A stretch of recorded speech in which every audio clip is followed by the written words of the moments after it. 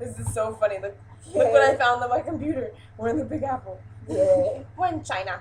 Hold on, bitch. I gotta get close to bitch because we look small on here. Okay, where else can we be? Hold on. Let's see. I don't want to be in the Big Apple anymore. The Femmes take a tour around the world. Oh my We won't do that. I can't. Oh, I don't like that one either. Polaroid. Cheese.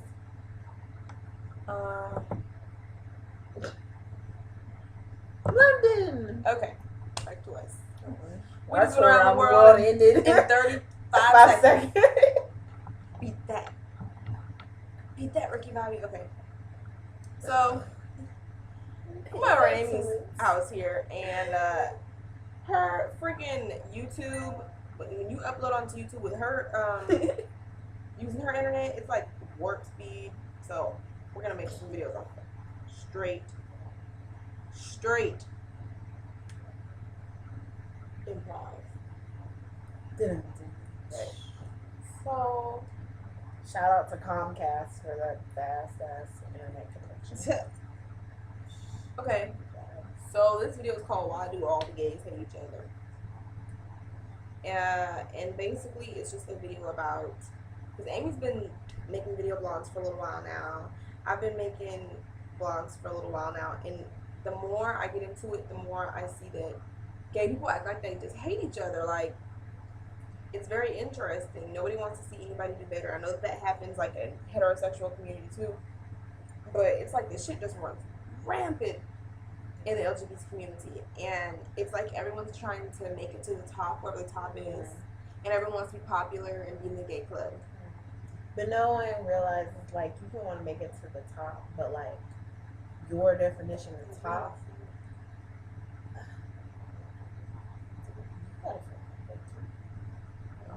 Oh, we all have that. You want to, your definition of making it to the top is not the same person, like the same as the next person. And a lot of people seem to get that confused in the lesbian community. You know what? Let me take it a step further. The black lesbian community. Hold on, bitch. There's shade being thrown. No, that's serious though. I mean, in all seriousness, a lot of the times, and I don't know whether it's just the black community in general or the gay black community, but it's like no one wants to see the next person do better. It's like that crabs in a barrel theory of, if one person is trying to break out and do something different and innovative, it's going to be those people at the bottom that are always trying to perform in and stop their progress by any means necessary. And it's kind of sad because we're, it's like we're already kind of in like one group where we're ostracized. So it's like we should kind of all want to stick together and come together, but instead we ostracize ourselves within the community, and then we sabotage one another.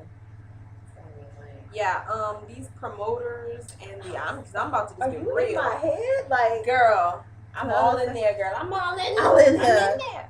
No, like, on a serious note, like these promoters and people calling fire marshals on each other and stuff, just doing real shady stuff, like completely unnecessary. On each other, like, it gets down like that. And that stuff is like really shady, and it's really childish. And what's so bad about it with the promoters and stuff, they're like all in their 30s and like grown women man. Throwing shade at each other, calling fire marshals, and at the end of the day, everybody's just trying to make a buck, which is interesting. Letting underage people into the club and all that. Ooh.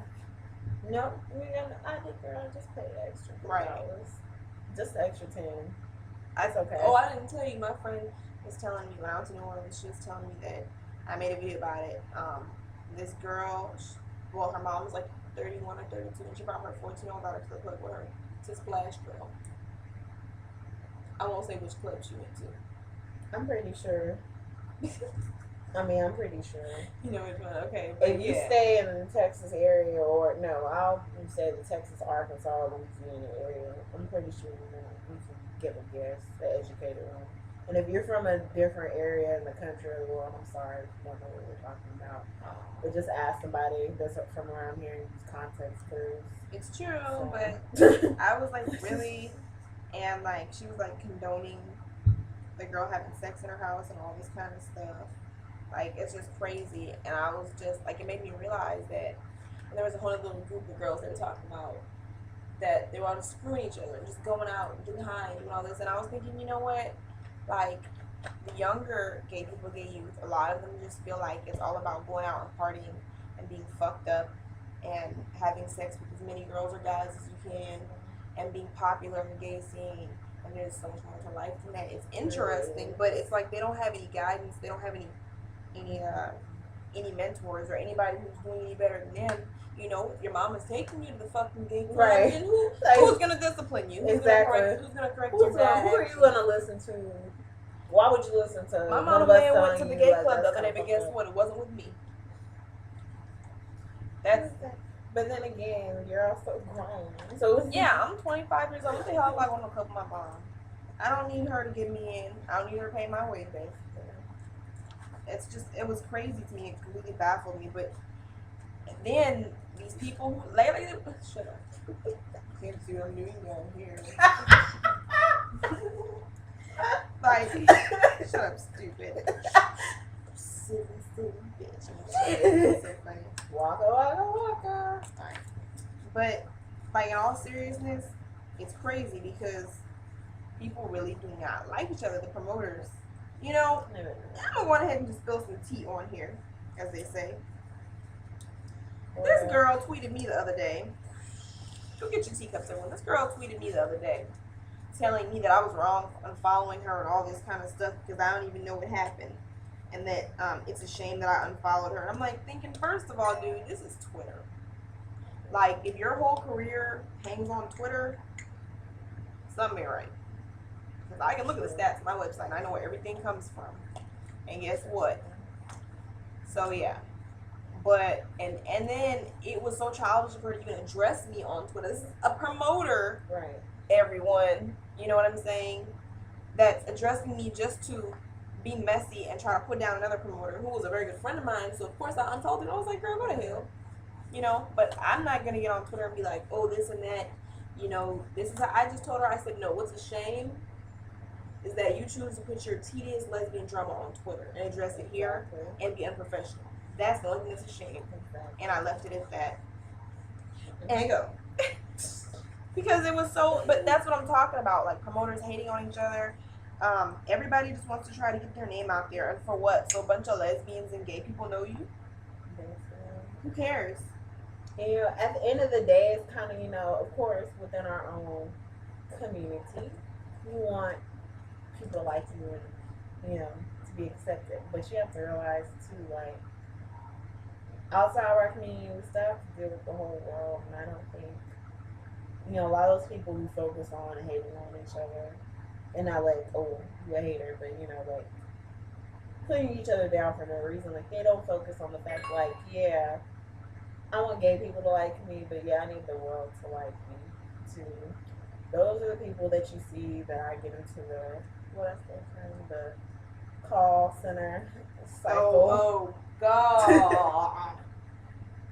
And the call center cycle is, and before you even say, I can't, she's so snobby, I can't believe she said something about people working in It's call funny centers. though. It is funny what she said because it's so. And I have a job, and blah, blah, blah, blah. I don't know why I just did a redneck voice. This seems to fit. Like, you know, make your money, boo boo. But this is basically just my theory. Like, you know, I'll feel like historically, you know, I've met quite a few.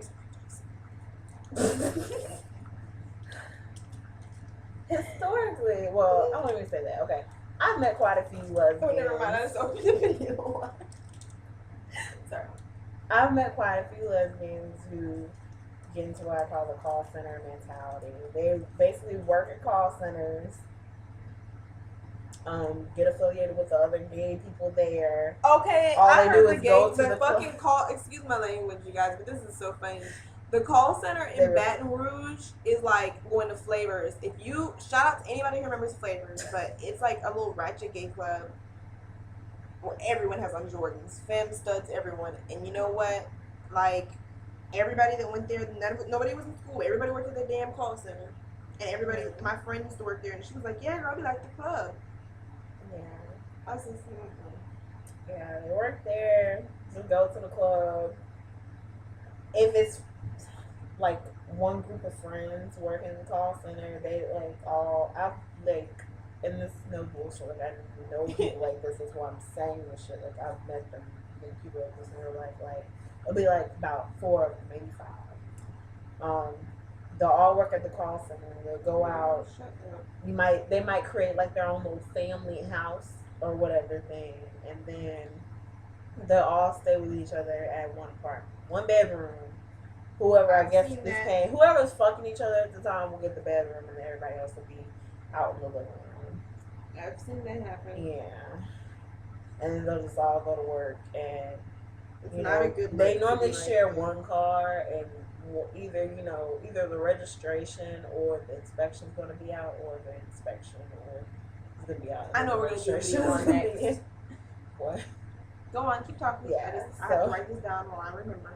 So yeah, that's what I call the call center cycle, and it's various forms of that. You start dating somebody, and then you start working there because you think it's easy money, and yeah, it's easy money, but all you start doing is working there and getting in fights with your boo, and that's why it's just. I've been through that phase. I'm not be the one to tell you. I've been through that phase. I wasn't working at a call center, but I've been through that phase. I've been through that phase where you work with your boo. It's interesting because I work with the girl that I'm with now, but we don't work closely. So, but I've worked with somebody who I dated before, and it was just we would fight, and then the next day we'd go be at work. The other girl would be coming up there, and it was just drama, and we were always around each other. We were basically shacked up in my friend's apartment. Yeah. My straight friend. Oh, not the straight friend. Yeah. No. Oh. And we had all my straight friends watching the L Word. Oh. They were like, Shane is such a bitch. Shane is a bitch.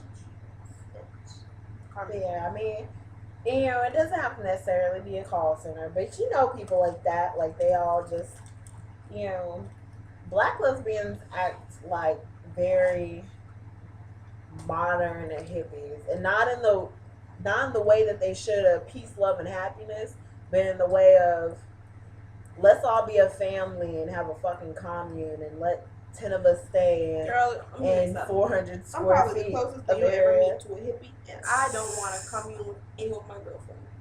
Exactly. Seriously. I stay by my goddamn self. I don't know what to call that group of people, that little demographic of people. But guess what? Yeah. It's not good. I stay at Casa de Amy by myself because I don't know.